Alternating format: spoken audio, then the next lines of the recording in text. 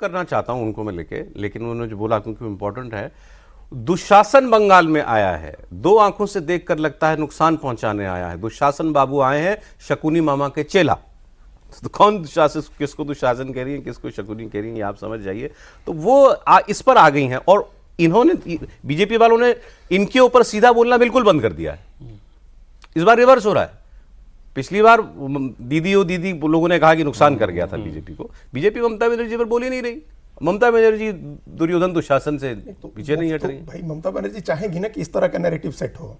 वो जो बाहरी भीतरी का मामला बनाना चाहती हैं, जो पिछले हर चुनाव में बनाती हैं, तो वो चाहती हैं कि उस पर चुनाव जाए, कि बाहर से लोग आ रहे हैं, अमित शाह और नरेंद्र मोदी दोनों को बताएं कि ये बाहर के लोग आ रहे हैं और यहाँ आकर के कब्जा करना चाहते हैं। ये बीजेपी अपनी तरफ से नहीं बनने देना चाहती है। लेकिन असली मुद्दा जो जहाँ हम लोग हैं, घुसपैठ तो एक इतना बड़ा इशू है और वो उनका वोट आधार है, इसमें कोई नई बात नहीं है। उन्होंने कल गृह मंत्री असम में थे, वहाँ भी उन्होंने कहा कि घुसपैठ है और हिमंत बिस्वा शर्मा ने निकाला, लोगों को जमीन खाली कराई है और ये मॉडल हम हर जगह लागू करेंगे।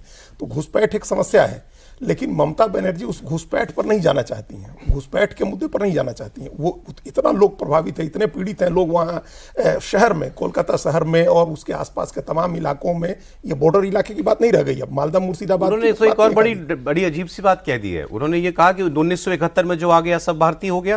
उन्होंने कहा, तो उन्होंने कहा 2024 तक मान लो कि जो 2024 तक आ गया उसको भारतीय मान लो। नहीं, ये तो फिर ये बहुत ही खतरनाक ये आर्गुमेंट है कि इस आर्गुमेंट से तो फिर आगे 5 साल बाद कोई कहेगा कि अब 29 तक आ गया, उसको तो मिला ही लो ना फिर वो बांग्लादेश, वही फिर अलग ही क्यों रहे, अपनी जनसंख्या में ऐड कर लो। ये लॉजिक, ये तो बड़ा गलत लॉजिक है। एक्चुअल में ये डर है सर, डर इस बात का है कि मैं बंगाल अभी भी गया था और कुछ वहाँ पे बुद्धिजीवियों से मेरी बातचीत भी हुई थी, एक कार्यक्रम में गया था।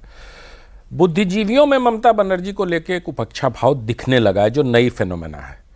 और बंगाल के चुनाव को वहाँ का बुद्धिजीवी, जिसको भद्रलोक के नाम से यहाँ जानते हैं, बहुत प्रभावित करता है। ये जो यहाँ विमर्श बनते हैं, जिनको नैरेटिव कहते हैं, उनका वही है। आप देखिए बंगाल में हर नेता ऐसे कार्यक्रमों में दिखने का प्रयास करता है। अभी दुर्गा पूजा बीता है, दुर्गा पूजा में ममता बनर्जी जिस प्रकार से पंडालों में गई और जिस प्रकार से बहुत ज़्यादा एक वहाँ बड़ी अच्छी बात होती है, पता है आपको, जब दुर्गा पूजा का विसर्जन होता है तो परेड ग्राउंड के सामने सबको एक तो टोकन मिल जाता है कि आपका इस दिन विसर्जन है, आपका इस दिन विसर्जन है। ममता बनर्जी के सामने से वो परेड लेके जाता है और जो आयोजक रहता है उसको सैल्यूट देना पड़ता है। तो ये अच्छा, ये परंपरा रही है, ऐसा नहीं है कि इन्होंने शुरू कर दिया। हाँ, तो फंड भी करते हैं लेकिन एक तो पंडाल में कमजोर हुई है ममता बनर्जी, दुर्गा पूजा आयोजन समितियों में उनका समर्थन घटा, और दूसरा जो क्लब्स हैं, इन दोनों जगहों पे ममता बनर्जी बहुत थोड़ा, क्योंकि क्लब्स को भी पैसा देती है ना सरकार। हाँ, देती है पैसा, वो आयोजन दुर्गा पूजा की समितियों को और क्लब्स को वो ये मॉडल भी अभी का नहीं है, ये मॉडल भी वामपंथियों के जमाने का मॉडल है। वो सारे क्लब जो पहले वामपंथियों के लिए काम करते थे, अब ममता बनर्जी के लिए काम कर रहे हैं, और उसमें से कुछ क्लब अब टूट के बीजेपी के लिए काम कर रहे हैं। तो अब यही देखना है कि पूजा समितियां और यूथ क्लब। 2-3 बड़ी इंटरेस्टिंग आसर बातें हुई आप प्रेस कॉन्फ्रेंस में। पहले तो सवाल ये हुआ, किसी ने पूछा कि आप पिछले चुनाव में जमीन पर इनसे हार गए थे, जमीन पर हार गए थे, मतलब जमीन की वोट की लड़ाई, डायरेक्टिव नहीं, तो अब अभी आप कहाँ हैं? तो उन्होंने जवाब दिया कि नहीं, अगर हम लोग जमीन पे कमजोर होते तो हम 3 से 77 नहीं आ सकते थे, 18 नहीं आ सकते थे। बट ये बात ठीक है कि, तो आप ही लोगों ने भी बताया कि बंगाल में अगर ग्राउंड वर्कर की स्थिति में देखें तो आज कुछ परिस्थिति बदली होगी, पहले तो बीजेपी पीछे ही थी टीएमसी से। तो उन्होंने कहा कि अब उनके शब्द थे कि हमारा काम बूथ तक पहुंच चुका है, ये गृह मंत्री ने कहा, हमारा काम बूथ तक पहुंच गया है। फिर जो मुझे सबसे स्ट्राइकिंग लगा, और इसको आप कैसे देखते हैं, उनसे सीधा सवाल हुआ, बड़ा रेलेवेंट सवाल था कि वहां बाबरी मस्जिद बन रही है। होम मिनिस्टर से सवाल हो रहा है। सवाल यह था कि देश में एक जगह, यहाँ मुर्शिदाबाद में बाबरी मस्जिद बनाई जा रही है, क्या इसमें देश में शांति भंग होने का कोई खतरा है? मैं जवाब एक्सपेक्ट कर रहा था कि कुछ कहेंगे इस पे, खतरनाक है, नहीं होना चाहिए, सरकार कैसे होने दे रही है। उन्होंने सवाल छुआ ही नहीं। उन्होंने कहा मंदिर मस्जिद की राजनीति कौन कर रहा है आप जानते हैं, सवाल सही है, एड्रेस गलत है, मुझसे मत पूछिए। उन्होंने बिल्कुल डक कर गए क्वेश्चन को। तो वो उस पे भी नहीं जाना चाह रहे क्या?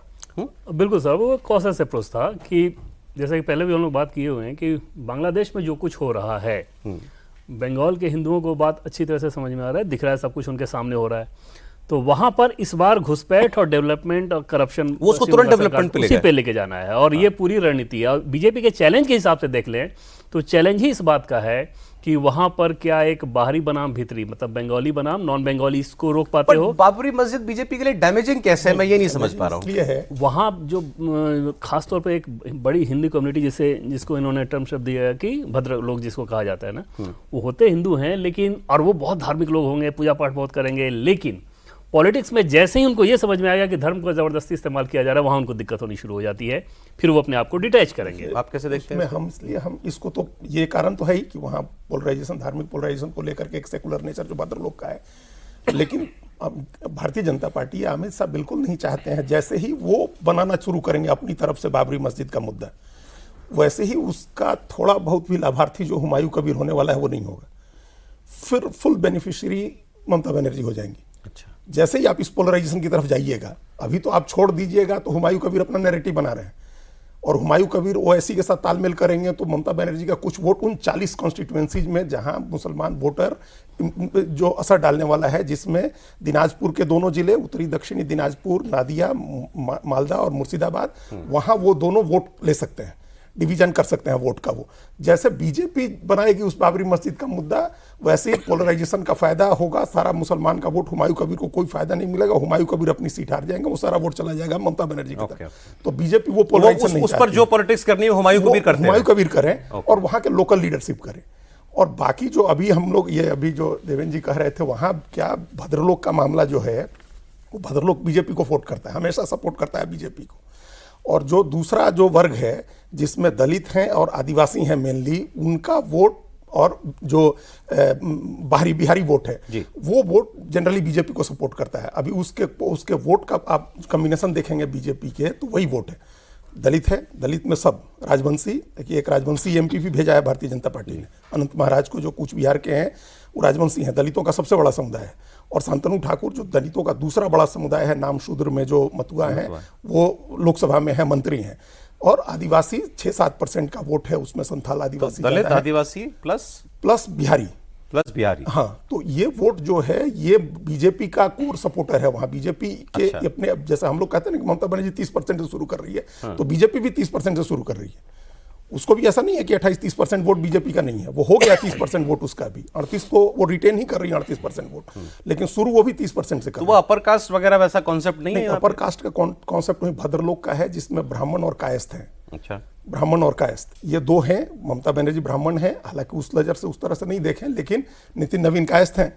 अब ये जो वहाँ कायस्थ भद्रलोक है, उसको कैसे एड्रेस करती है भारतीय जनता पार्टी, नितिन नवीन उसमें कुछ प्रभावी होते हैं या नहीं होते हैं, वो ब्रेक होता है या नहीं, वो अभी देखने आगे, जब और चुनाव आगे बढ़ेगा तब हम लोग देखेंगे। लेकिन मोटे तौर पर कॉम्बिनेशन यही है।